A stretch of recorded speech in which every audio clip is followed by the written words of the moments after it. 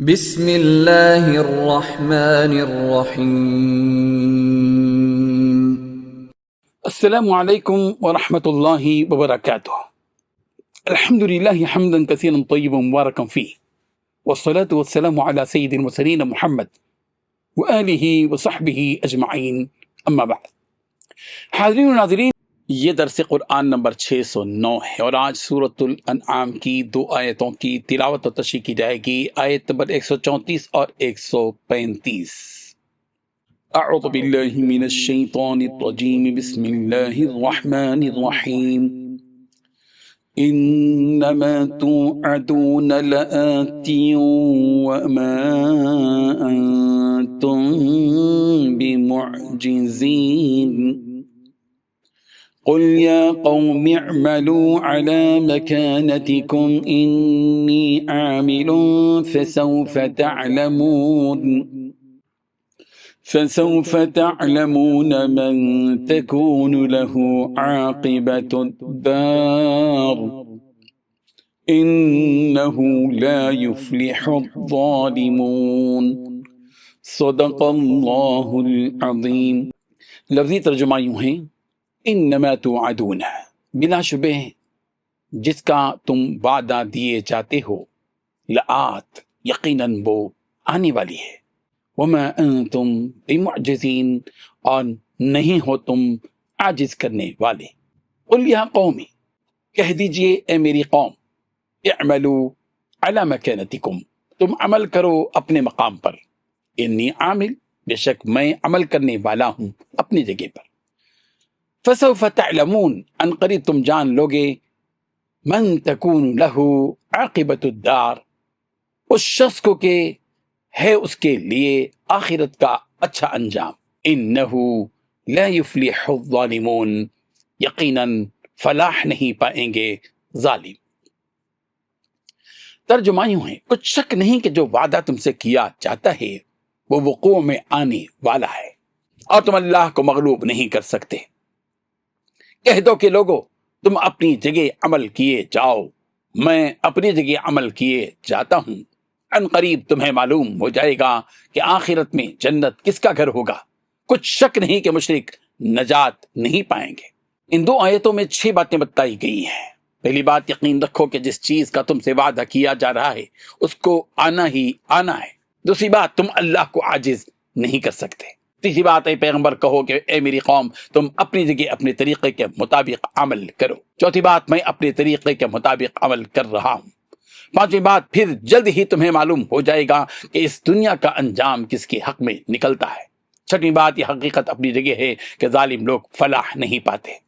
حاضرین و ناظرین، انما توعدون لآت، یعنی جس کا تم سے وعدہ کیا جا رہا ہے وہ ضرور آنے والی چیز ہے۔ اس کا مطلب یہ ہے کہ آخرت سے متعلق جتنی باتیں تم سے بتلائی جا رہی ہیں وہ ضرور آنے والی ہیں۔ قیامت ضرور آئے گی، تمہاری زندگی بھر کے اعمال و افعال اور اقوال کا حساب و کتاب لیا جائے گا، اچھے اعمال پر ثواب اور برے اعمال پر عذاب دیا جائے گا، نیک لوگوں کو جنت اور مجرموں، کافروں اور مشرکوں کو دوزخ دی جائے گی۔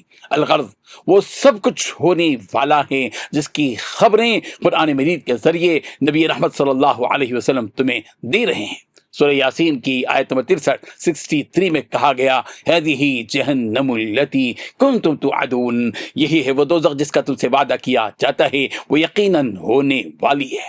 وما انتم بمعجزین، اور تم اللہ تعالیٰ کو عاجز نہیں کر سکتے، یعنی اللہ کے عذاب سے اور موت سے اور حساب و کتاب سے جان چھڑا کر تم بھاگ نہ سکو گے، اور اللہ تعالیٰ کے ارادے کو کوئی روک بھی نہیں سکے گا۔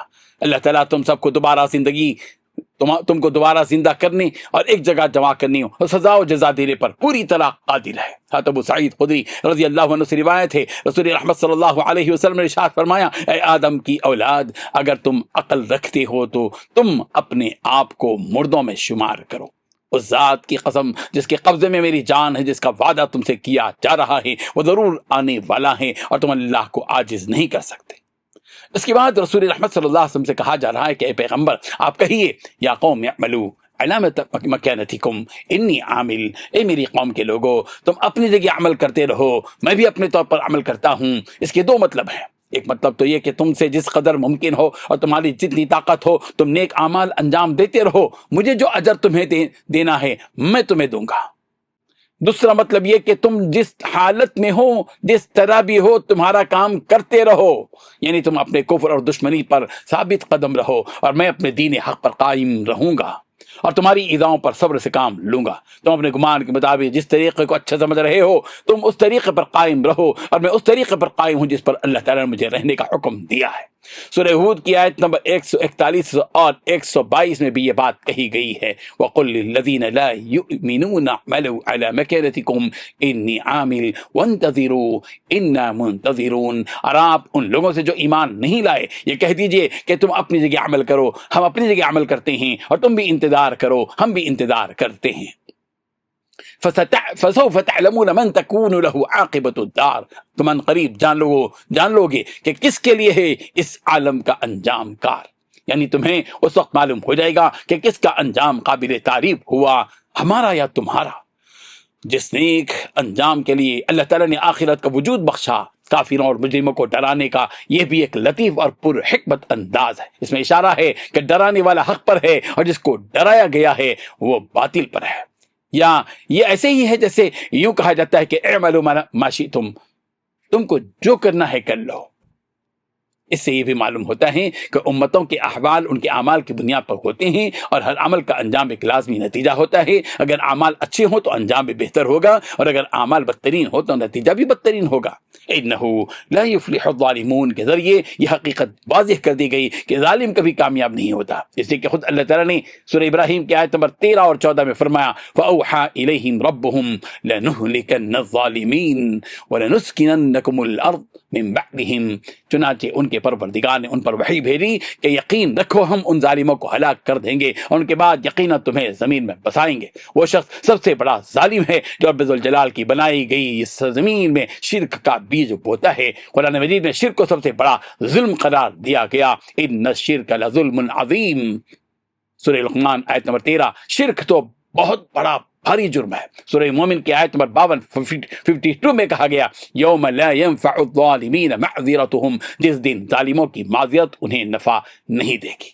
اللہ تعالیٰ ان آیات کو سمجھنے کی، شرک سے اپنے آپ کو بچانے کی، ایمان کے ساتھ زندگی بسر کرنے کی توفیق عطا فرمائے اور ہم سب کا خاتمہ ایمان پر ہو۔ وآخر دعوانا ان الحمد للہ رب العالمین۔